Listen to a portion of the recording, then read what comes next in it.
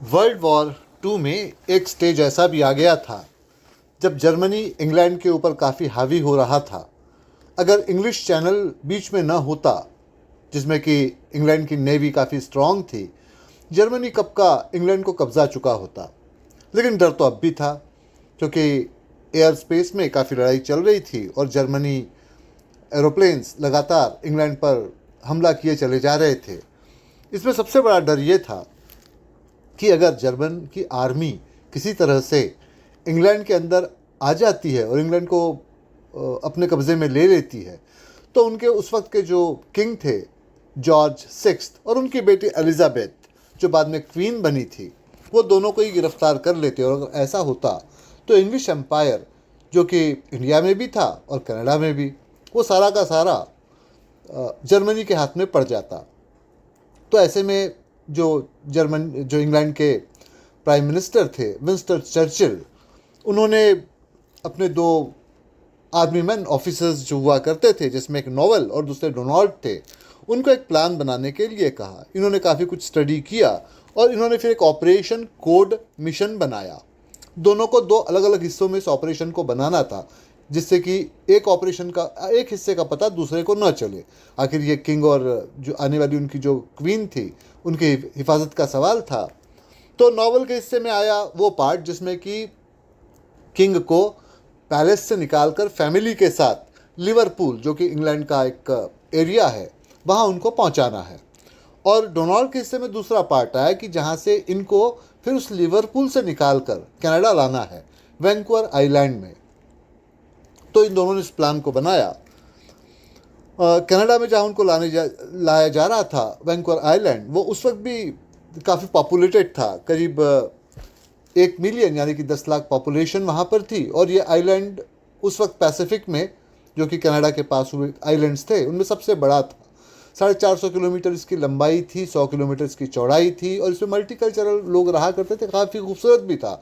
लेकिन सबसे बढ़कर बात यह थी कि यहाँ पर एक फोर्ट था, हाइट डी फोर्ट, और इसी में किंग और उनकी बेटी को रखने का प्लान था।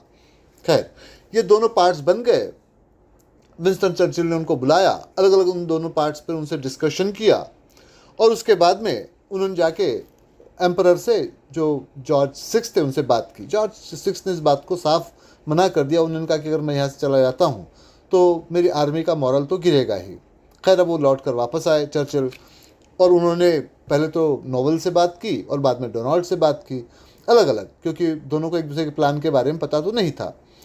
तो दोनों ने उनको ये राय दी कि भाई, अब जब ये इस तरह से प्लान कैंसिल ही होने जा रहा है तो इसको रखें क्यों पास में, क्योंकि अगर इसको रखते हैं इस तरह से और कभी ये चोरी हो जाता है तो कितनी बदनामी होगी कि भाई हम लोग अपने आदमी पर भरोसा नहीं था, हम यहाँ से किंग को भगाने का प्लान कर रहे थे।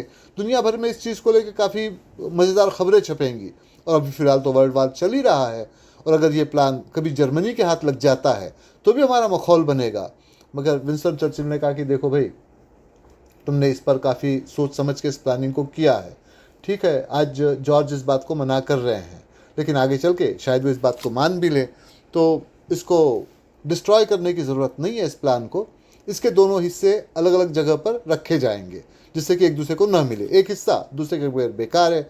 अगर ये किसी के हाथ में पड़ भी जाता है इस तरह से एक हिस्सा, तो वो बगैर दूसरे पार्ट के इसको कभी पब्लिश नहीं कर पाएगा, कोई इस बात पे भरोसा नहीं करेगा। और इसके साथ ही उन्होंने एक होशियारी और भी की विंस्टन चर्चिल ने, वो ये कि जब वो वार करीब करीब ख़त्म होने की तैयारी पर ही था, तो उन्होंने नोवेल को वहाँ से जर्मनी भिजवा दिया, क्योंकि जर्मनी में इंग्लैंड की फोर्सेस चली गई थी। तो उनको वहाँ का इंचार्ज बना दिया, एक खास एरिया का। वहाँ न्यूरम्बर्ग ट्रायल उस वक्त चल रहे थे, जिसमें कि जर्मनी की हारी हुई फौज पे मुकदमे चल रहे थे। हिटलर साहब तो सुसाइड कर चुके थे उसके पहले। तो खैर, उनको वहाँ भेजकर इंचार्ज की तरह से काम करने के लिए लगा दिया, और डोनाल्ड को उन्होंने वहाँ से वैंकूवर आइलैंड भिजवा दिया, क्योंकि वहाँ पर भी इंग्लैंड का एक मिलिट्री बेस था। तो इस तरह से उन्होंने अपनी तरफ से इस मामले को सेफ कर लिया कि दो लोग दो अलग अलग जगह पर आपस में मिल ना पाएँ, तो प्लान का पता भी ना चले। खैर, उसके बाद में ये भी हुआ कि विंस्टन चर्चिल इलेक्शन हार गए और फिर एडली इलेक्शन जीते, और उन्होंने फिर उसके बाद में बहुत सारे चेंजेस किए, जिसमें से एक तो ये भी था कि इंडिया से उन्होंने अपनी फ़ौज को या अपने ऑफिसर्स को वापस बुलाने का डिसीजन लिया था। और यही कुछ मामला कनाडा के साथ भी हुआ था कि मिलिट्री बेस में उनका कंट्रोल काफ़ी कम हो गया था। बहरहाल ये जब सारा कुछ हुआ उस वक्त इसमें से कोई भी नहीं जानता था कि ये जो दो प्लान्स को अलग अलग रखा गया है ये आगे चल के न सिर्फ चोरी किए जाएंगे बल्कि इस कॉन्स्पिरेसी में एक भोली भाली सी मासूम सी लड़की फंस जाएगी जिसकी की ज़िंदगी दांव पे लगी होगी। खैर, अब यहाँ पर हम लौट के आते हैं डोनाल्ड के ऊपर। तो डोनाल्ड साहब वैंकूवर आइलैंड में आए। पहले तो उनको थोड़ा सी कोफ्त हुई इस बात की कि भाई मुझे यहाँ बेकारी भेज दिया गया, मैं इंग्लैंड में ठीक ठीक काम कर रहा था, लेकिन साथ साथ उनको एक अच्छी पोजीशन दी गई तो उसमें वो बिजी हो गए। अब वहाँ पर उनके एक दोस्त भी रहा करते थे जिनका नाम की ब्रैंडन था। ब्रैंडन भी फौज में ही थे, कुछ अरसे तक के इंग्लैंड में काम किया था। एक बार तो उन्होंने डोनाल्ड की जान भी बचाई थी, इसलिए डोनाल्ड उनका एहसान भी मानते थे। मगर आगे चल के ये हुआ कि ब्रैंडन को चोट आई, फिर उनकी अपनी फैमिली भी कनाडा में वैंकूवर आइलैंड में रहा करती थी और उनको फिर रिटायर्ड भी कर दिया गया था। तो कुछ जो पैसा उनको मिला था वो सब लेकर वो वैंकूवर आइलैंड चले आए थे, वहाँ वो रहते थे। इस बात का पता पहले डोनाल्ड को नहीं था, लेकिन जब वो वैंकूवर आइलैंड गए और देखा कि उनका दोस्त वहाँ है, उससे मिलकर वो बड़े खुश हुए। और ब्रैंडन के वाइफ की डेथ हो चुकी थी, उनकी एक ही बेटी थी अमेलिया, बड़ी सीधी सादी भोली भाली, उसकी उम्र तकरीबन कुछ 20 साल के आसपास थी। लेकिन मुश्किल ये थी कि ब्रैंडन की सेहत लगातार बिगड़ रही थी क्योंकि जिस वर्ल्ड वॉर में उन्होंने हिस्सा लिया था उससे उनके हेल्थ में कुछ कॉम्प्लिकेशन आ गए थे। अब ब्रैंडन ने जब ये देखा कि अपना दोस्त यहाँ पर आ गया है जिस पे वो बहुत ज़्यादा भरोसा करते हैं, और साथ साथ वो ये भी जानते थे कि डोनाल्ड ने शादी ब्याह करके अपनी फैमिली तो नहीं बनाई है। डोनाल्ड ने इसकी वजह ब्रैंडन को ये बताई थी कि देखो भाई, ये फ़ौज का जो काम होता है इसमें मैं बड़ा बिजी रहता हूँ, तुम तो जानते हो मैं डेडिकेटेड ऑफिसर हूँ, 24 घंटे काम ही करता रहता हूँ। ऐसे में मैं शादी ब्याह कर लेता, मेरा अपना घर हो जाता, फैमिली के साथ में मैं इंसाफ नहीं कर पाता, तो मैंने यही तय कर लिया कि शादी ना करूं। और अब तो मेरी उम्र 50 के ऊपर होने को आई है, अब तो शादी करने का सवाल ही नहीं उठता है। तो भाई तुम्हारी बेटी मेरी बेटी की तरह से है। तो ब्रैंडन को ये बात तो पता थी कि इस आदमी पर भरोसा तो किया ही जा सकता है। तो अपनी गिरती हुई हेल्थ को देखते हुए उन्होंने ये किया कि उनके पास में जो भी कुछ प्रॉपर्टी थी, जो कुछ था, वो सारा का सारा ब्रैंडन के नाम पर ट्रांसफ़र करवा दिया। साथ साथ अमेलिया की जिम्मेदारी भी ब्रैंडन को दे दी, वो डोनाल्ड को दे दी, क्योंकि ब्रैंडन ये बात जानते थे कि अमेलिया बहुत ही सीधी लड़की है और इस दुनिया में इस तरह से सीधे रहने से काम नहीं चलता, मुश्किल हो सकती है। खैर, अमेलिया ने भी बड़े आसानी से डोनाल्ड को अपने फोस्टर फादर की तरह से एक्सेप्ट कर लिया। उसकी 2-3 वजह थी। पहली बात तो ये कि उसकी अपब्रिंगिंग ही कुछ ऐसी हुई थी, उसको इस तरह से बड़ा किया गया था कि अपने बड़े बुजुर्गों की बातों को माने। ये तो पहली बात हो गई। दूसरी बात ये थी कि उसने डोनाल्ड को उस उम्र में भी ब्रैंडन के लिए ब्लड डोनेट करते हुए देखा था, क्योंकि दोनों का ब्लड ग्रुप एक ही था। अब ये तो उस लड़की के लिए बहुत बड़ी बात होगी कि न सिर्फ ये मेरे फादर पे पैसे खर्च कर रहे हैं, बल्कि अपना ब्लड ग्रुप भी इक्वल एक जैसा होने की वजह से उसको ब्लड भी लगातार दिए जा रहे हैं। डोनाल्ड लगातार ब्रैंडन की खोज खबर भी लिया करते। इसके अलावा डोनाल्ड ने जो भी कुछ उनकी प्रॉपर्टी वगैरह वहाँ थी उसकी देखभाल बहुत अच्छी तरह से की थी। तो इस सब से वो काफ़ी इम्प्रेस हुई थी। फिर उसके फादर ने मरते हुए अमेलिया से प्रॉमिस भी लिया कि देखो, डोनाल्ड के कुछ फैसले तुम्हें सख्त लग सकते हैं, वही मिलिट्री का आदमी है, ऐसे फैसले तो लेता ही है, लेकिन वो तुम्हारे भले के लिए लेगा, जो भी फैसला लेगा ठीक लेगा, तो तुमको उसकी सब बातों को मानना है। मरते मरते उन्होंने ये प्रॉमिस अपनी बेटी से ले लिया, तो बेटी ने प्रॉमिस उनको कर दिया। उनकी डेथ हो गई। अब डेथ के पहले उन्होंने डोनाल्ड से 2 प्रॉमिसेस लिए थे। पहला तो ये कि अमेलिया के लिए कोई अच्छा सा लड़का देखा जाए, उसकी शादी करवा दी जाए। साथ साथ उन्होंने ये भी बता दिया कि भाई अमेलिया बचपन से ही जो 2 लड़के हैं, माइक और कार्सन, इनके साथ ही पढ़ लिख कर बड़ी हुई, अड़ोस पड़ोस में ही रहते, दोनों लड़के अच्छे हैं, तुम जिससे भी चाहो उससे उसकी शादी करवा दो, पर अगर तुम्हें दोनों पसंद ना आए तो कोई तीसरा भी चलेगा, ये मैं फैसला तुम पे छोड़ता हूँ। ये तो पहली बात थी। और दूसरी बात ये उन्होंने कही कि उन्होंने एक एंटिक शॉप अपना लगा रखा था। दरअसल मामला कुछ ऐसे था कि जब ब्रैंडन फ़ौज में ही थे, इंग्लैंड में ही थे, तब वहाँ पर काफ़ी कनेक्शन थे। होता ऐसा था कि फ़ौज के पास में जो पुराना मटेरियल सामान वगैरह आ जाता जिसको कि रखना बड़ा मुश्किल हो जाता, तो फ़ौज उसको ऑक्शन कर दिया करती। बहुत से लोग उन चीज़ों को ख़रीद दिया करते। जैसे मान लीजिए कि किसी फेमस मिलिट्री मैन की कोई गन है, या पुरानी वाली मोटर बाइक है, या कोई पेंटिंग उन्होंने बनाई, जैसे हिटलर साहब ने बहुत सारी पेंटिंग्स वगैरह बना रखी थी। तो ये सारी चीज़ें जब ये सीज़ हो जाती तो इनमें से कुछ चीज़ें उनके हाथ में लग जाती और वो चीज़ें फिर वो उस एंटिक शॉप में रखकर बेचा करते थे। तो उनके इंग्लैंड से बड़े अच्छे कनेक्शन थे, वहाँ से वो मटेरियल अब भी लगातार आ रहा था। और फिर डोनाल्ड के आने से ये काम और भी आसान हो गया, क्योंकि डोनाल्ड की फ़ौज में काफ़ी अच्छी साख थी। तो जब उन्होंने ये रिक्वेस्ट की कि भाई इसको और भी मटेरियल दिया जाए, तो मटेरियल तो आता था एंटिक शॉप में, तो उस तरह से रहता था। लेकिन ये एंटिक शॉप अपने आप में यूनिक यानी कि सबसे अलग था। अब देखिए, इस तरह के एंटिक शॉप तो आपको करीब करीब कनाडा में हर शहर में दिख जाते हैं। लेकिन इस एंटिक शॉप की खासियत ये थी कि यह हाउस ऑफ ग्लास यानी कि कांच के घर में था।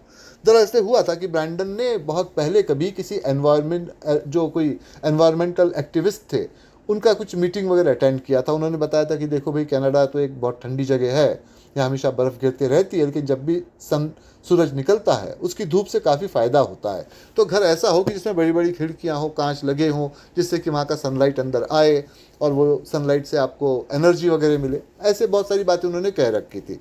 उसी झोंक में आके उन्होंने एक हाउस ऑफ ग्लास, जो कि करीब छोटा सा तो था लेकिन 3 मंजिल था, 3 मंजिल ऊंचा था, तो उसको उन्होंने बना के रखा था। उसके अंदर बैठने वाले लोग बाहर से सारा कुछ देख सकते थे और बाहर के लोग अंदर का देख सकते थे।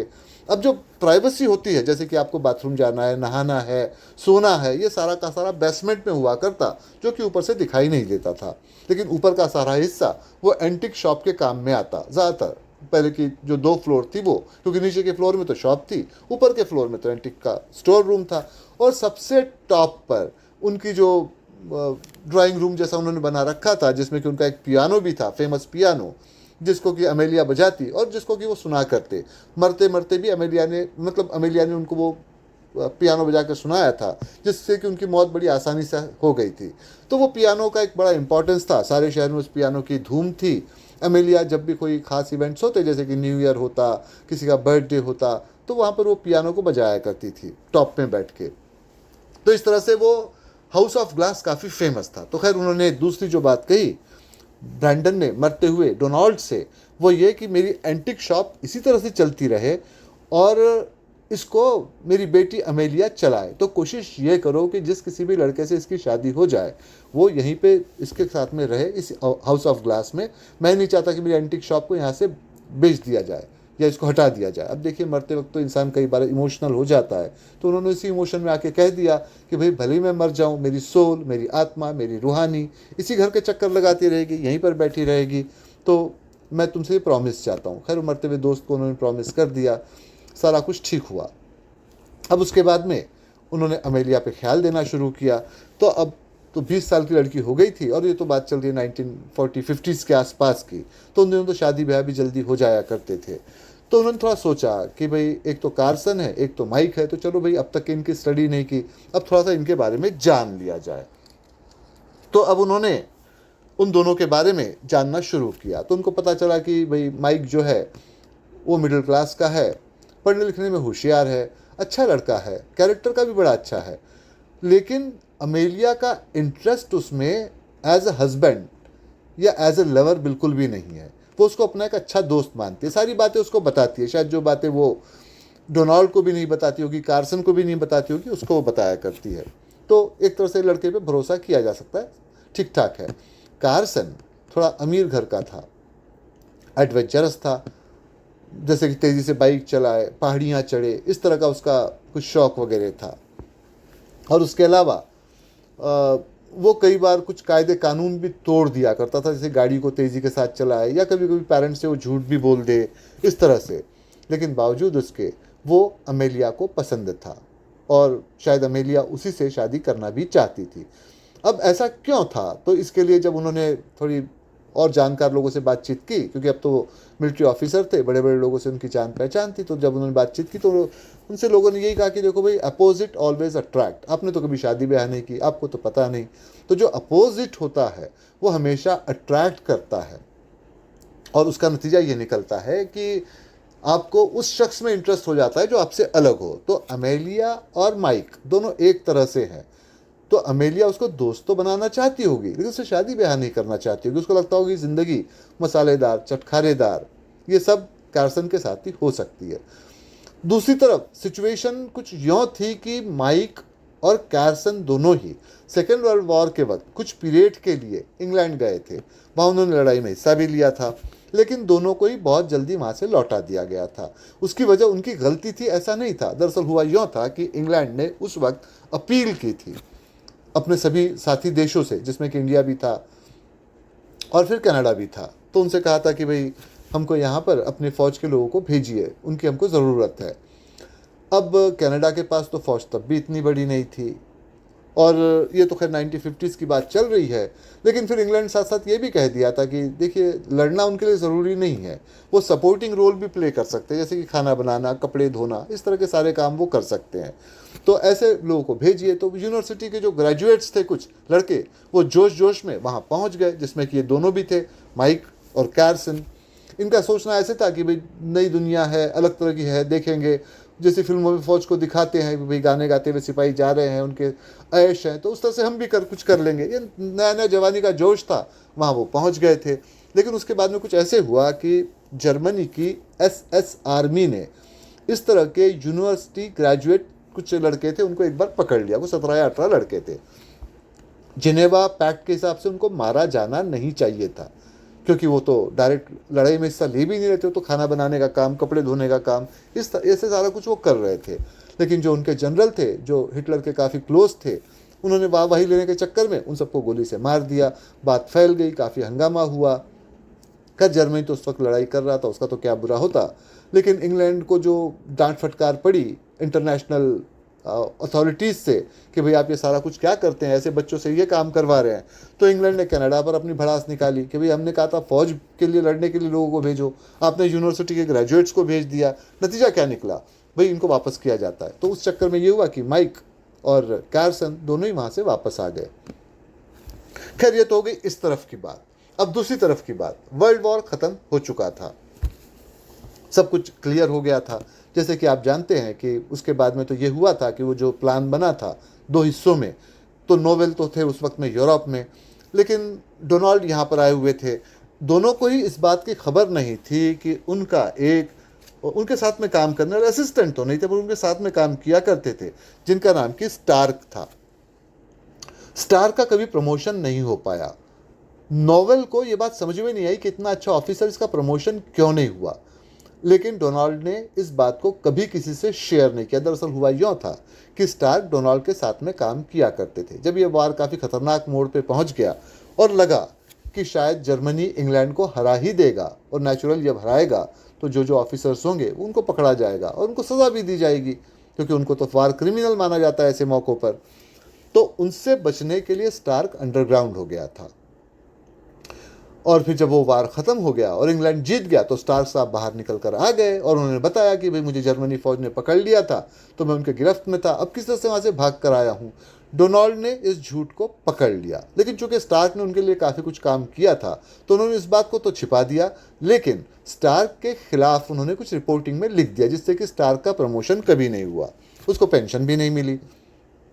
स्टार्क को इस बात का गुस्सा था, लेकिन स्टार्क इस बात को भी जानता था कि इस तरह के 2 प्लान बनाए गए हैं।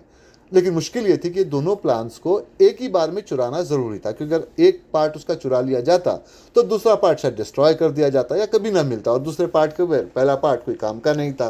दरअसल हुआ ये था कि स्टार्क को एक यूरोप की इंटरनेशनल मैगजीन ने बहुत सारे पैसों का ऑफ़र दिया था, क्योंकि उनको ये खबर लग गई थी कि इस तरह प्लान कुछ बना था, लेकिन वो अफवाह ही थी। अगर ऐसी बात आप छाप देते हैं, कुछ लिख देते हैं इसके बारे में, तो केस हो जाएगा। भाई वैसे भी सेकेंड वर्ल्ड वार ख़त्म हुआ था, मिलिट्री काफ़ी पावर में थी, न्यूरम्बर्ग ट्रायल चल रहे थे, छोटी छोटी बात पे शक किया जाता, उसको पकड़ लिया जाता था। तो ऐसे में कोई ऐसे छापने का खतरा कैसे उठाए। तो उन्होंने कहा कि भाई जब तक कि कोई ठोस डॉक्यूमेंट्स हमारे हाथ में नहीं लग जाते, इस कहानी को नहीं छापा जा सकता।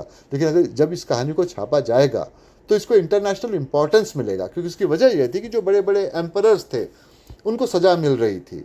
जैसे एग्जाम्पल के लिए हिटलर ने सुसाइड कर लिया था, या उसके अलावा जापान के जो उस वक्त के एम्परर थे उनको माफ़ी, हिरोहितो जिनका नाम था, उनको माफ़ी मांगनी पड़ी थी, और उनके जो मिलिट्री हेड थे उनको फांसी चढ़ना पड़ा था। तो भाई अगर यही खबर इस तरह से छापी जाती है कि अब जो इंग्लैंड इस तरह से अपने आप को बड़ा बहादुर और बहुत कुछ दिखा रहा है, इसने भी अपने राजा को भगाने का इंतज़ाम कर लिया था, तो सोचिए कि कितना हंगामा मचता। लेकिन उसके लिए डॉक्यूमेंट्स चाहिए थे, वो कहाँ से आएंगे। तो उन डॉक्यूमेंट्स को लाना है। तो स्टार्क ने किसी और की मदद ली, दोनों पार्ट्स को वहाँ से उसने चुरा लिया। लेकिन अब जाहिर सी बात है कि जब पार्ट्स चोरी होंगे तो उनकी खोजबीन भी होगी। इंग्लैंड की पूरी बॉर्डर वर को सील कर दिया गया और स्टार्क वहाँ पर अटक गया एक तरह से। तो पार्ट्स चोरी तो हो गए थे, लेकिन वो वहाँ पर अब भी थे इंग्लैंड में, और स्टार्क भी इंग्लैंड में ही हुआ करता था उस पीरियड में। खैर इन सब की खबर डोनाल्ड को नहीं थी, डोनाल्ड तो यहाँ पर थे। अब डोनाल्ड यहाँ पर इस उहापोह में थे कि भाई अमेलिया की शादी किससे करवाई जाए, माइक से या कार्सन से, क्योंकि अमेलिया तो कार्सन को पसंद करे। लेकिन डोनाल्ड कार्सन को इसलिए पसंद न करे कि उसका एडवेंचरस नेचर है, इस तरह के कानून कायदे तोड़ता रहता है, भाई आगे के लिए मुसीबत खड़ी करेगा। अभी इसी चक्कर में वो थे कि एक दिन उनका एक्सीडेंट हुआ, उनको हॉस्पिटल में एडमिट होना पड़ा, जान जाते जाते बची। अमेलिया ने उनकी काफ़ी खिदमत की, काफ़ी देखभाल की, और अब उनको अमेलिया से पहले से कहीं ज़्यादा प्यार हो गया। क्योंकि जब इंसान मौत को करीब देखता है तो उसके दिमाग में ये ख्याल सबसे पहले आता है कि कुछ दिनों के बाद मैं दुनिया तो छोड़ के चला ही जाऊंगा, लोग मुझे कितना याद रखेंगे, 1 जनरेशन 2 जनरेशन, उसके बाद तो लोग आपको भूल ही जाते हैं, तो मेरा भी नामो निशान यहाँ से मिट जाएगा। भाई अगर मेरा भी अपना कोई बच्चा होता, लोग उसको जानते कि मेरा अपना बेटा है या बेटी है, तो मेरा नाम उसके बाद में चलता रहता। अब तो ये नहीं होगा। अब जो बात लोगों को नहीं पता थी वो ये कि डोनाल्ड जो अब तक के बैचलर या कुंवारे रहे थे, वो इसलिए नहीं कि वो मिलिट्री के काम को बहुत ज़्यादा प्यार किया करते थे, बल्कि अपनी सनक के वजह से। अब ये क्या चक्कर है, तो वो कुछ यूँ था कि जवानी के दिनों में जब वो इंग्लैंड में ही रहा करते थे और यूनिवर्सिटी से जस्ट बाहर निकल कर आए थे, तब तक उन्होंने मिलिट्री को ज्वाइन नहीं किया था, तब उनकी जान पहचान में एक प्यारी सी लड़की थी बियंका, जो कि उनको बहुत ज़्यादा चाहती थी, उनको बहुत ज़्यादा पसंद करती थी। लेकिन एक दिन उन्होंने ये डिसाइड किया कि अब वो बियंका से शादी नहीं करेंगे। उसकी वजह कुछ यूँ थी कि अब जैसे इंग्लैंड का तो उन दिनों एशियन कंट्रीज़ पे भी राज चला करता था, तो वहाँ से बहुत सारे मिलिट्री ऑफिसर इंग्लैंड भी आते थे। तो ऐसे ही एक इंडिया से मिलिट्री ऑफिसर वहाँ आए हुए थे, इनके बड़े अच्छे दोस्त बन गए थे, तो उनमें काफ़ी बातें हुआ करती थी। अब वो मिलिट्री ऑफिसर इनसे बहुत सारी बातें शेयर किया करते थे। तो एक दिन दोनों दोस्तों में कुछ इस तरह की बातें चल रही थी, तो इन्होंने बताया कि भाई इंग्लैंड का माहौल किस तरह से होता है, कैसे लड़के लड़कियों में दोस्ती होती है, किस तरह का सोशल स्टेटस होता है। तो उन्होंने कहा कि भाई हमारे यहाँ तो अलग किस्सा होता है, हमारे यहाँ कुछ यूँ होता है कि जब आप, क्योंकि अब डोनाल्ड तुमसे ये जानना चाहते थे कि भाई साहब आप तो यहाँ पर है, आपकी वाइफ तो वहाँ इंडिया में रहती है, तो वो आपके लिए इस तरह से वफादार वगैरह कैसी रह सकती है। अभी तो खैर पर्सनल डिस्कशन था दो दोस्तों के बीच में, लेकिन अब उस एशियन ऑफिसर ने, शायद उसकी बात सही न भी होगी, फिर भी इनको इम्प्रेस करने के लिए, बड़ा चढ़ाकर बताने के लिए उसने बता दिया कि देखो भाई ऐसे होता है कि आपको सबसे पहले ये खबर रखनी होती है कि आपके वाइफ का सबसे क्लोजेस्ट फ्रेंड कौन है, और जो क्लोजेस्ट फ्रेंड होगा उसी से आपको सबसे ज़्यादा खतरा हो सकता है, ख़ासतौर पे तब जब वो उसको अपने भाई की तरह से आपके सामने में इंट्रोड्यूस करे। क्योंकि भाई इंडियन लड़कियों की तो ये आदत होती है कि शादी ब्याह के बाद में जो सबसे ज़्यादा क्लोजेस्ट दोस्त होगा उसी के नाम से सबसे ज़ोर से शोर मचा कर कि ये मेरे भाई की तरह से है, वो इंट्रोड्यूस करती है। अब ऐसा था कि थोड़े से सनकी थे डोनाल्ड, और ये बात उनके दिमाग में अटक के रह गई। अब उनकी जो गर्लफ्रेंड उस वक्त हुआ करती थी बियंका, उसने किसी लड़के को इसी तरह से अपना मुंह बोला भाई बनाकर इनसे इंट्रोड्यूस करवाया, और इनके दिमाग में शक का कीड़ा पड़ गया। दूसरा ये भी था कि जवान थे, ताकतवर थे, हैंडसम थे, और जैसा कि होता है जब आप मिलिट्री ज्वाइन करने जाते हो तो आपकी बड़ी तारीफ़ें होती है, आपको एक तरह से जिसको हम कहते हैं कि चने के पेड़ पर चढ़ा देना, वो उस तरह से वो कुछ किया जाता है। तो वो इनके साथ भी हुआ, तो इनका दिमाग 7वें आसमान पे पहुंच गया। इन्होंने उसी सनक में बियंका से शादी करने से मना कर दिया। लड़की रोती धोती रह गई, उसको उन्होंने वही रीज़न बता दिया कि भाई तुम्हारे कैरेक्टर पे शक नहीं है, गड़बड़ी यह है कि मैं मिलिट्री ज्वाइन करने जा रहा हूँ, मुझे अपना देश पुकार रहा है, नेशन पुकार रहा है, उसकी खिदमत मुझे करनी है। भाई तुम्हारे साथ बेवफाई हो जाएगी, तुम्हारे साथ नाइंसाफ़ी हो जाएगी, तुम एक विडो की तरह से जियोगी, ऐसे वगैरह करके कुछ उसको समझा दिया। अब बेचारी लड़की भोली भाली सीधी सादी बात को समझ नहीं पाई, इनकी जो इज्जत थी उसकी नज़रों में और ज़्यादा बढ़ गई। खैर उसने शादी ब्याह कर लिया, उसको अपना बेटा भी हुआ, उसके बेटे का नाम टिमोथी था। ये कभी कभार जाकर उसको देख आते, लेकिन सिर्फ उस मुंह दिखाई के लिए, क्योंकि इन लोगों के फैमिली टर्म्स उसके साथ थे। ऐसा नहीं था कि लड़की के लिए उनके दिल में कोई हमदर्दी थी। उसके बाद में उन्होंने इंग्लैंड छोड़ा, कनाडा आ गए, यहाँ रहने लगे। लेकिन अब जब मौत इतने करीब से छूकर उनको निकली थी उस एक्सीडेंट के बाद में, तो उनके दिमाग में ये ख्याल आया कि भाई इस उम्र में शादी तो मैं नहीं कर सकता, लेकिन कम से कम ये तो कर सकता हूँ कि किसी को अडॉप्ट कर लूँ। भाई यहाँ पर तो सारे ही लोग जानते हैं कि अमेलिया ये ब्रैंडन की बेटी है, ये बात तो लोगों को पता है, तो इसको तो अपनी बेटी की तरह से मैं अडॉप्ट भी करूँ तो ये तो मेरी सगी बेटी नहीं मानी जाएगी। लेकिन मैं ये कर सकता हूँ कि किसी को अडॉप्ट करके ले आऊँ इंग्लैंड से अपने बेटे की तरह से, और बेटा बना के सामने में इंट्रोड्यूस करूँ। कनाडा में किसको पता चलता है, लेकिन अब बेटा बना को लाया किसको जाए। तो उनको ये ख्याल में था कि फर्स्ट सेकेंड वर्ल्ड वॉर में बियंका के हस्बैंड की तो डेथ हो गई थी, और बियंका की सेहत भी कुछ अच्छी नहीं थी, और ऐसे में बियंका ने उनको एक मैसेज भेजा कि आप आइए यहाँ से आके मुझसे मिलिए। वो गए इंग्लैंड में उससे मिलने के लिए। पता चला कि बियंका को कैंसर है।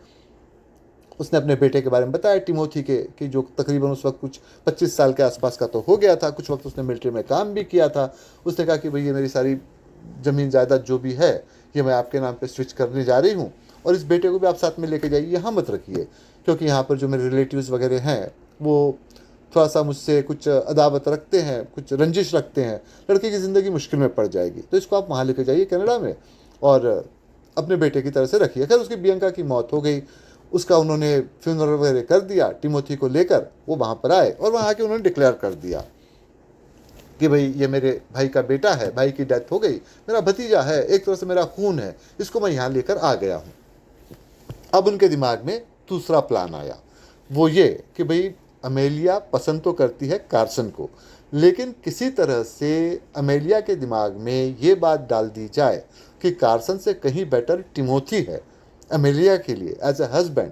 तो इस बात को तो वो मान जाएगी और उससे शादी भी कर लेगी, और तब ये होगा कि घर की बात घर में ही रह जाएगी। भाई वो एंटिक शॉप की देखभाल तो टिमोथी कर ही लेगा, तो दोस्त को दिया हुआ एक प्रॉमिस तो वो पूरा हो गया, दूसरा लड़की की शादी भी हो गई।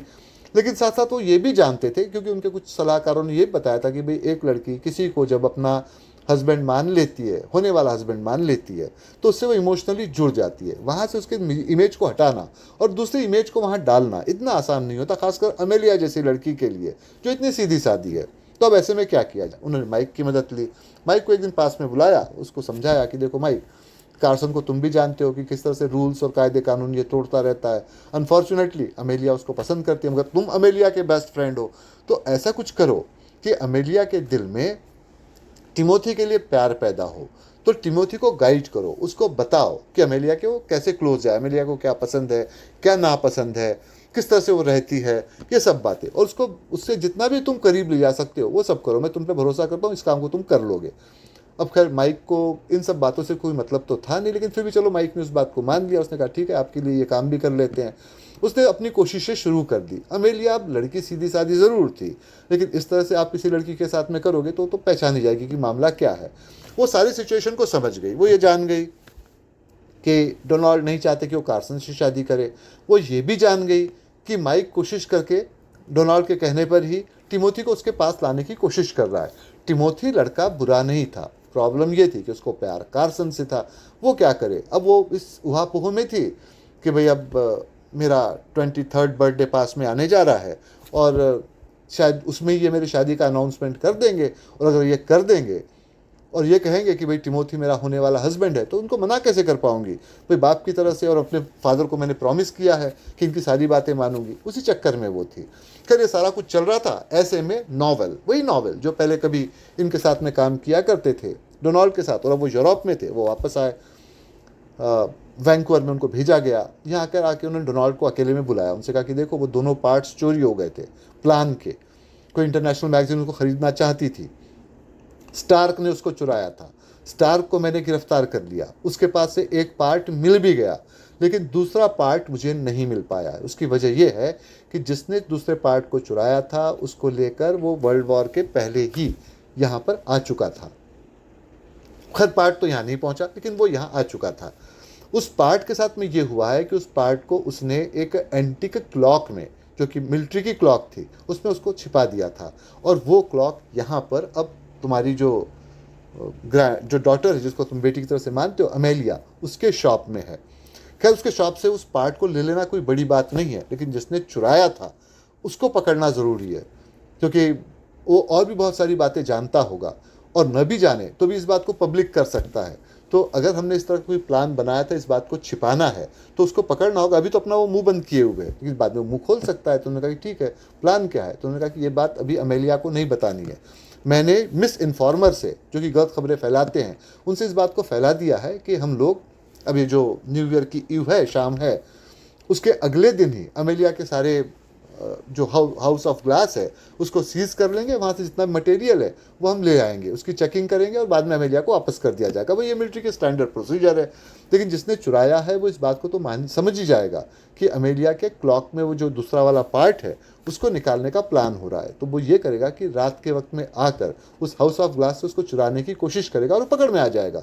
डोनाल्ड ने कहा कि इससे अमेलिया की जान को खतरा है। उसने कहा कि जान को खतरा कैसे होगा, वो तो ऊपर बैठ के पियानो बजाती रहेगी, भाई आधी रात तक के वो उसका ट्रेडिशन है कि न्यू ईयर में इस तरह से कुछ वो करती है, तो वो ये सारा कुछ करती रहेगी। और हमारी जो पुलिस रहेगी वो बाहर से इस बात पे नज़र रखेगी, जैसे ही वो इंट्रूडर अंदर आएगा उसको हम पकड़ लेंगे। अब डोनाल्ड परमिशन तो देना नहीं चाहते थे, लेकिन मिलिट्री का मामला था, वो चुप हो गए।